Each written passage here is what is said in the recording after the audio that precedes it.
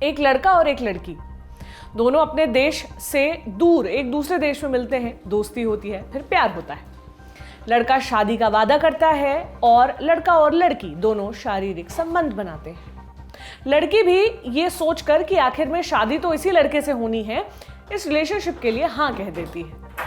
लेकिन कुछ समय बाद लड़का शादी के लिए मना कर देता है, कोई बहाना बताकर या कोई कारण बताकर। फिर लड़की खटखटाती है कानून का दरवाजा, लड़के के ऊपर शादी का वादा करके रेप करने का आरोप लगाती है। यहां से शुरू होती है कानूनी लड़ाई। अब सवाल यह है कि ऐसे मामले में जहां लड़का और लड़की दोनों अपनी मर्जी से सेक्सुअल रिलेशन बनाते हैं, क्या वाकई ये रेप कहलाएगा?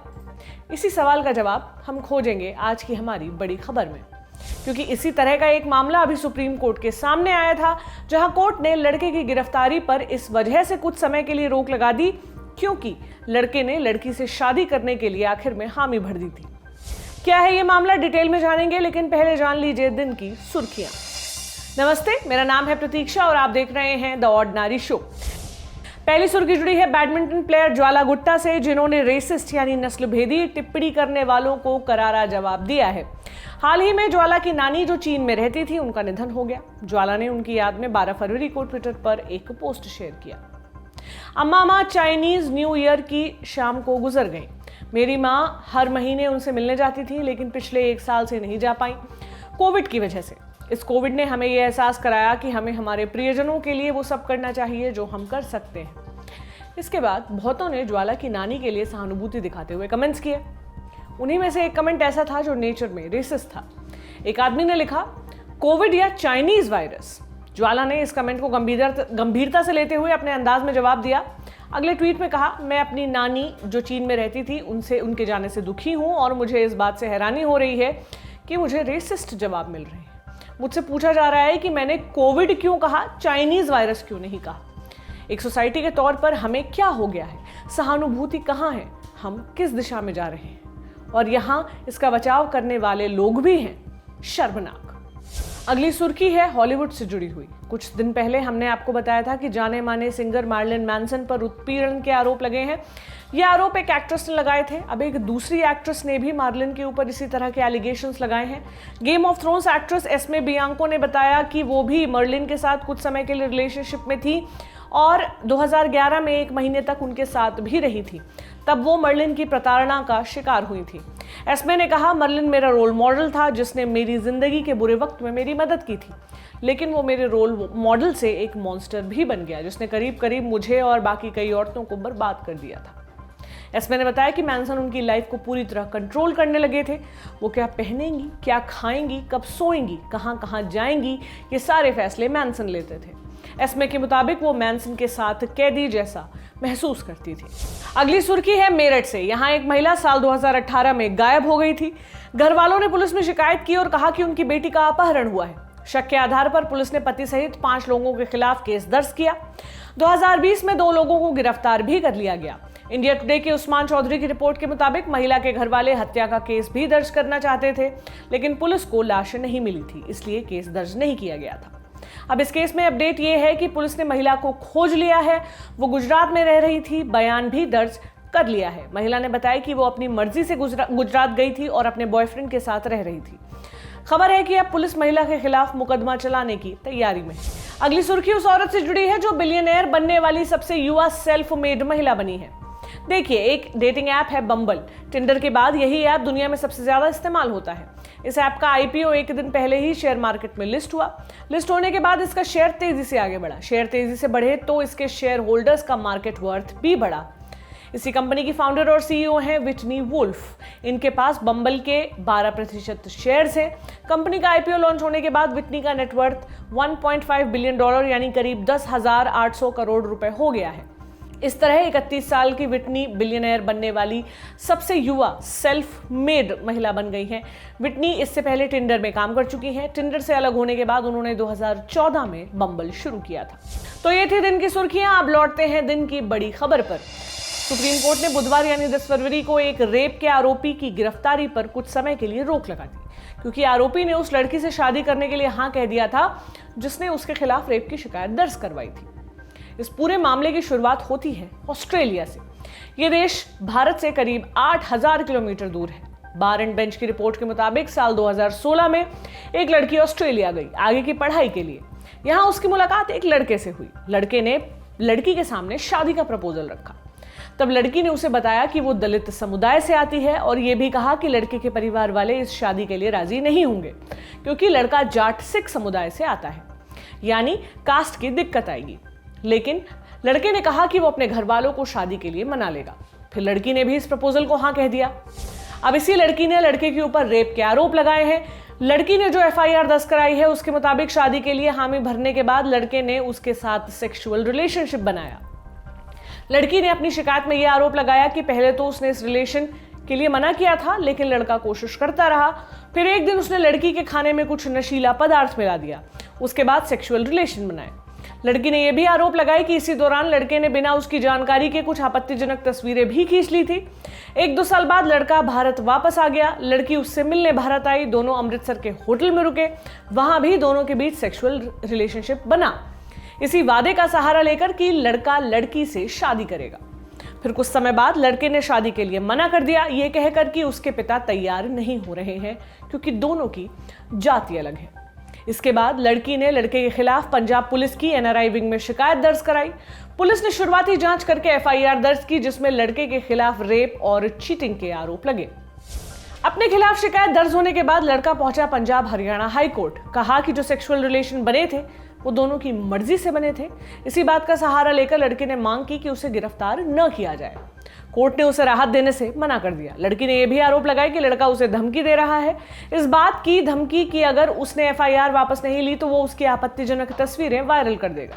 हाईकोर्ट ने अग्रिम जमानत की याचिका खारिज करते हुए कहा था, याचिकाकर्ता के ऊपर शादी का वादा करके रेप करने के गंभीर आरोप लगे हैं। फिर यह भी आरोप लगा है कि उसने लड़की की तस्वीरें वायरल करने की धमकी दी।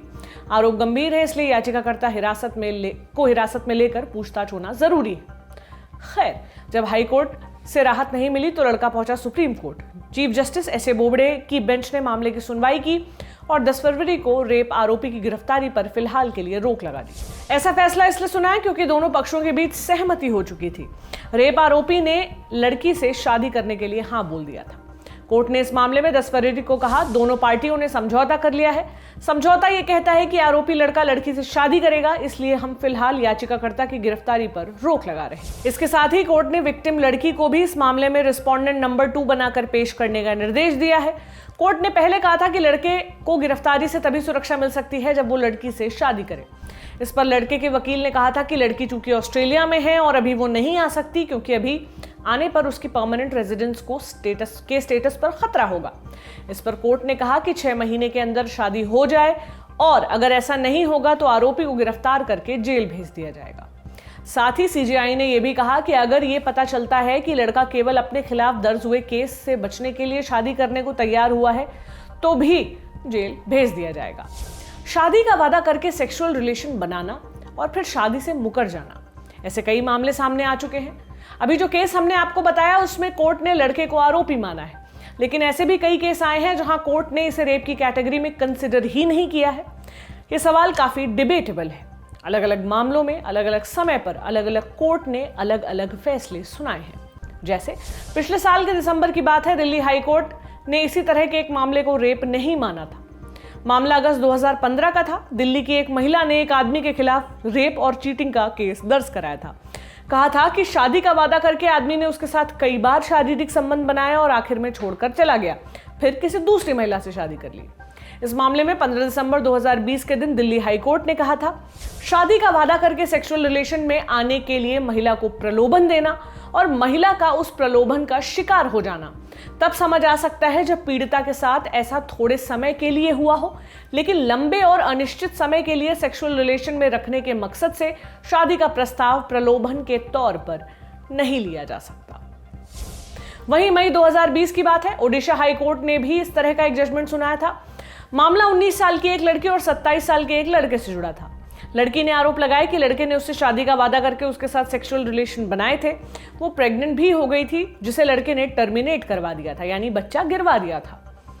नवंबर 2019 में लड़के की गिरफ्तारी हो गई थी। उसने लोअर कोर्ट में जमानत याचिका डाली थी, जिसे रिजेक्ट कर दिया गया था। उसके बाद आरोपी ने हाई कोर्ट में अपील डाली। जस्टिस एसके पाणिग्रही ने मामले में मई 2020 में सुनवाई के दौरान कहा था कि शादी का गलत वादा करके सेक्सुअल रिलेशन बनाने को रेप समझना गलत होगा, क्योंकि आईपीसी के सेक्शन 375 में रेप को जिस तरह से परिभाषित किया गया है, यह मामला इसमें फिट नहीं बैठता। अपने जजमेंट में जस्टिस ने कहा था, आईपीसी के सेक्शन 375 में रेप के लिए 7 तरह के डिस्क्रिप्शन दिए गए हैं। पहला, जब सेक्सुअल रिलेशन लड़की की मर्जी के खिलाफ हो। दूसरा, उसकी सहमति लिए बिना हो। तीसरा, डरा धमका कर सहमति लेकर बनाए गए हो। चौथा, जब विक्टिम इस गलतफहमी में हो कि सामने वाला आदमी उसका पति है, वो अपनी सहमति दे देती है। पांचवा, महिला से उस वक्त कंसेंट लेना जब वो दिमागी तौर पर सही ना हो या किसी नशीले पदार्थ की जद में हो। छठा, 18 से कम उम्र की लड़की से कंसेंट लेना। सातवां, जब महिला अपना कंसेंट कम्युनिकेट करने की अवस्था में न हो। आगे जज ने कहा था कि रेप के कानूनों का इस्तेमाल इंटीमेट रिलेशनशिप को रेगुलेट करने के लिए नहीं किया जाना चाहिए, खासतौर पर तब जब महिला अपनी मर्जी से इस रिलेशन में गई हो। खैर, जस्टिस पाणिग्रही ने इस मामले में समाज की एक खास सोच को भी टारगेट किया था। कैसे, बताते हैं। जस्टिस पाणिग्रही ने कहा था, यह देखना भी बहुत डिस्टर्बिंग होता है कि शिकायत करने वाली ज्यादातर औरतें सामाजिक तौर पर पिछड़े और गरीब तबके वाले बैकग्राउंड से आती हैं, ग्रामीण इलाकों से आती हैं, जिन्हें आदमी शादी का वादा करके सेक्स के लिए प्रलोभित करते हैं और फिर जब वो प्रेग्नेंट होती हैं तो उन्हें छोड़ देते हैं। कई बार रेप के कानून इनकी दुर्दशा कैप्चर करने में नाकाम हो जाते हैं। इस फैक्ट को नजरअंदाज नहीं किया जा सकता कि जब बात सेक्स और सेक्सुअलिटी की आती है तो हमारी सोसाइटी का बड़ा भाग आज भी रूढ़िवादी सोच वाला ही है। वर्जिनिटी को एक बेशकीमती एलिमेंट समझा जाता है। अब तक आप समझ गए होंगे कि यह मुद्दा, माने शादी का वादा करके सेक्सुअल रिलेशन बनाना और फिर वादा तोड़ देना, रेप समझा जाए या नहीं, काफी विवादास्पद मुद्दा है। कुछ मामलों में इसे रेप माना जाता है, कुछ में नहीं। कानून के एक्सपर्ट्स का कहना है कि हर केस में फैसला केस की हिस्ट्री देखकर और नेचर देखकर लिया जाता है। सुनवाई करते वक्त कोर्ट ये जरूर देखता है कि लड़का और लड़की के बीच का रिलेशन कितना पुराना था, उसी के आधार पर फैसला दिया जाता है। इस सवाल के जवाब को ठीक से जानने के लिए हमने बात की एक्सपर्ट से। उन्होंने क्या कहा, सुनिए।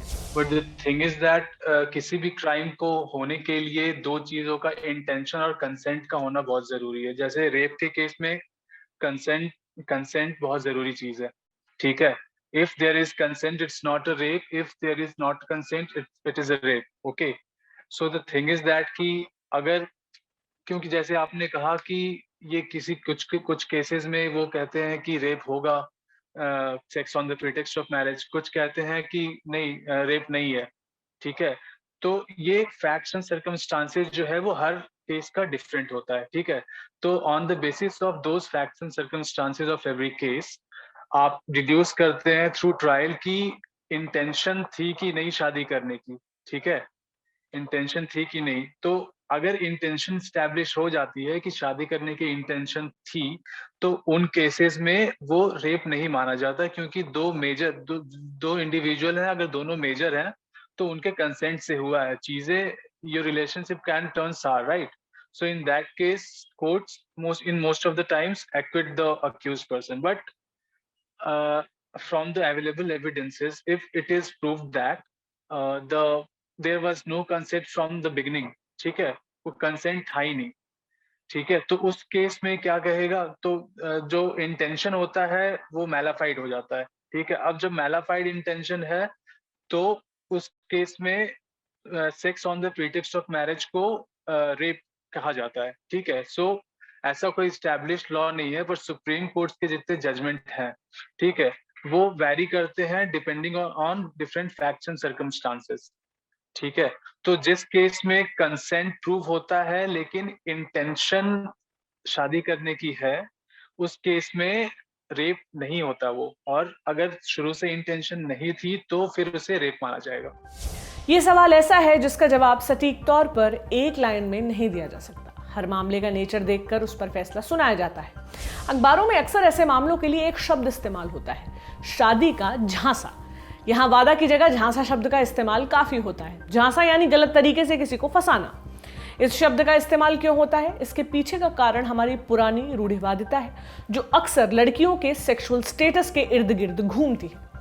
वो सोसाइटी जिसे हम और आप जैसे लोग ही मिलकर बनाते हैं, उसके ज्यादातर लोग आज भी यही सोचते हैं कि अगर लड़की किसी लड़के के साथ सेक्सुअल रिलेशन में बिना शादी के रह ले तो वो यूज्ड हो जाएगी, वो पुरानी हो जाएगी, वो सेकंड हैंड हो जाएगी। यानी उसका इस्तेमाल हो चुका है, उसकी वर्जिनिटी तो चली गई है, अब उसकी शादी कैसे होगी। यही सोच ज्यादातर लड़कियों के दिमाग में भी बनी हुई है। यही वजह है कि अक्सर लड़कियां चाहती हैं कि जिनके साथ वो सेक्सुअल रिलेशन बनाए, शादी भी उन्हीं के साथ हो, और वो शादी के वादे को एक गारंटी के तौर पर देखने लगती है। और अगर किसी वजह से, चाहे धोखे से या फिर जेन्युइनली ही, या फिर रिलेशनशिप नहीं वर्कआउट कर पाने पर लड़का अगर ब्रेकअप कर ले, तो सवाल खड़ा हो जाता है कि आगे क्या। मुद्दा बहुत फैला हुआ है। उम्मीद करते हैं कि हमारा न्यायतंत्र ऐसे मामलों में सारे पहलुओं को देखकर ही फैसला लेगा, ताकि लड़का हो या लड़की, किसी के साथ भी अन्याय ना हो। और ये भी उम्मीद करते हैं कि तथाकथित वर्जिनिटी को लेकर जो सोच लोगों में बनी हुई है, वो समय के साथ खत्म हो जाएगी। अब वक्त हो गया है हमारे जाने का, यानी हमारे आखिरी सेक्शन चलते चलते का। आज हम आपको रेकमेंड कर रहे हैं एक अमेरिकन क्राइम सीरीज जिसका नाम है माइंड हंटर। FBI यानी फेडरल ब्यूरो ऑफ इन्वेस्टिगेशन, ये यूनाइटेड स्टेट्स की लॉ इन्फॉर्मेशन एजेंसी है। कहानी इसे ब्यूरो के 2 एजेंट्स की है जो बिहेवियरल साइंस यूनिट में काम करते हैं। ये अपना एक प्रोजेक्ट शुरू करते हैं जिसमें उन अपराधियों से मिलकर इंटरव्यू करते हैं जो सीरियल रेपिस्ट या सीरियल किलर्स होते हैं। इन अपराधियों से बात करके एजेंट्स ये जानना चाहते हैं कि अपराध करने से पहले, उस दौरान और बाद में ये अपराधी अपने दिमाग में सोचते क्या हैं। क्या किसी तरह की मानसिक दिक्कत के चलते वो ऐसे जुर्म को अंजाम देते हैं, या किसी तरह का बदला लेना इनका मकसद होता है। इन इंटरव्यूज का एनालिसिस करके FBI एक डेटाबेस तैयार करना चाहती है ताकि संगीन अपराध करने वाले अपराधियों को पकड़ने में भविष्य में मदद मिल सके। कहानी की शुरुआत थोड़ी स्लो है, लेकिन कुछ देर में आपको ये इस कदर बांध लेगी कि बिना पूरी देखे आप उठ नहीं पाएंगे। इस सीरीज की सबसे जरूरी बात यह है कि जो भी इसमें दिखाया गया है वो सच्ची कहानियों पर आधारित है, सच्चे अपराधियों पर आधारित है। एक अपराधी अपनी मां से चिढ़ता है, इसका बदला निकालने के लिए वो कई लड़कियों का रेप करके उनका कत्ल कर देता है, और आखिर में अपनी मां का मर्डर करके उसका भी रेप करता है। ये सीरीज आपको नेटफ्लिक्स पर मिल जाएंगी। 2 सीजन है, वीकेंड आ रहा है, इसलिए देख डालिए, देखिए और बताइए कि ये शो आपको कैसा लगा। हमारे शो के बारे में भी हमें फीडबैक जरूर दें कमेंट सेक्शन में, और चाहें तो मुझे खत भी लिख सकते हैं। कागज कलम उठाइए और लिख डालिए जवाब। आपको आपकी स्क्रीन पर दिख रहा है, जवाब मैं आपको यहाँ इसी शो में जरूर दूंगी। आपसे मुलाकात होगी सोमवार को। देखते रहें ऑर्डिनरी। शुक्रिया।